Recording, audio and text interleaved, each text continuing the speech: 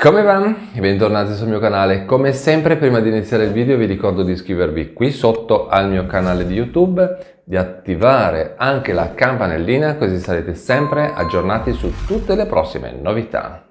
Allora io intanto vi ringrazio per avermi iscritto nei messaggi sotto i video, per avvisarmi che oggi è partita la ricarica da parte delle Poste Italiane ai beneficiari dell'assegno di inclusione e per tutti coloro che stavano aspettando il pagamento.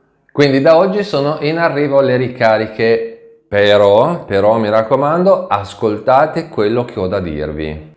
L'accredito dell'assegno di inclusione di questo mese per i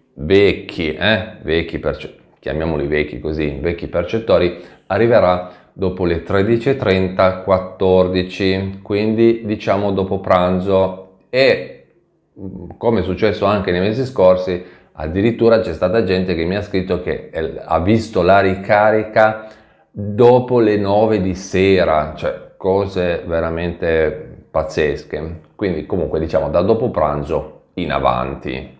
Come vi ho detto prima, parliamo dei vecchi percettori, questo pagamento spetta a tutti coloro che hanno già preso una precedente ricarica del sussidio, quindi per quello che diciamo i vecchi percettori.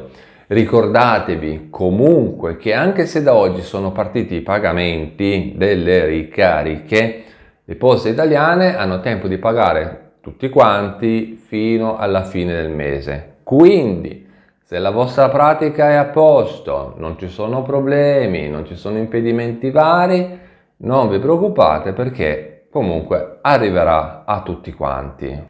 Poi lo sappiamo già, molti di voi cercheranno di chiamare il numero verde, il numero di telefono per sapere il saldo della carta, per sapere se è arrivata la ricarica e guardate, come è già successo anche nei mesi scorsi, sicuramente quel numero sarà bloccato, intasato, nessuno riuscirà a prendere la linea. Ecco, questo non vi preoccupate perché questo succede perché ci sono tantissime persone che cercano di telefonare a quel numero. Cioè voi immaginate che buona parte dell'Italia sicuramente la prima cosa che fa s'appiccica a quel numero di telefono lì 06 eccetera eccetera per sapere il saldo e ovviamente il centralino salta, no? Perché se troppe persone chiamano quel numero il centralino non ce la fa.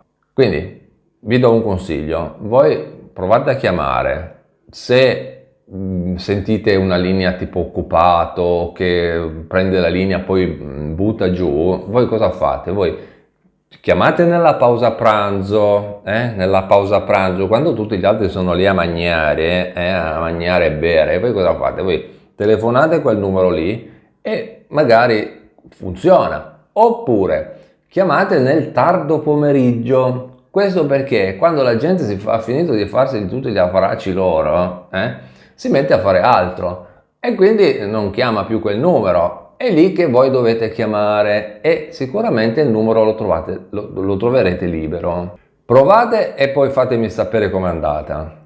Un'altra cosa, mi raccomando, se entro la fine del mese non ricevete il pagamento, prima di tutto bisogna essere sicuri che l'INPS ha provveduto ad effettuare la disposizione o trasmissione dei fondi, in questo senso, alle poste.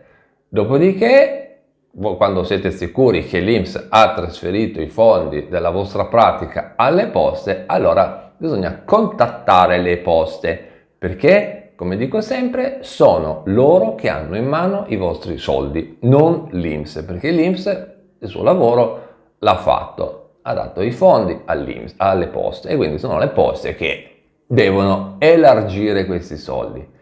Poi, se proprio nemmeno le poste sanno dirvi dove sono finiti i vostri fondi, allora a quel punto potete provare a chiamare il centralino dell'INPS. Però se da internet o dall'applicazione delle Poste Pay vedete che i fondi sono stati trasferiti, c'è poco da chiamare l'INPS. Chi è che ha in mano i fondi, secondo voi? Le poste. Comunque, a parte tutto questo, per fare prima, come dico sempre, anche nella super chat, perché ho anche una super chat, potete controllare se è tutto a posto direttamente dal sito internet dell'INPS, dall'applicazione delle poste, dal telefonino, all'interno del vostro cassetto previdenziale, eccetera, eccetera. Solo una cosa, mi raccomando, non usate applicazioni farlocche, usate solo quella originale dell'INPS o quella originale delle poste. Quella originale dell'INPS si chiama INPS Mobile. Non mi chiedete come mai non funziona quell'altra applicazione, come mai non funziona quell'altra applicazione, perché io non ne conosco altre. Conosco solo quella dell'INPS. INPS Mobile, quella dovete usare, mi raccomando.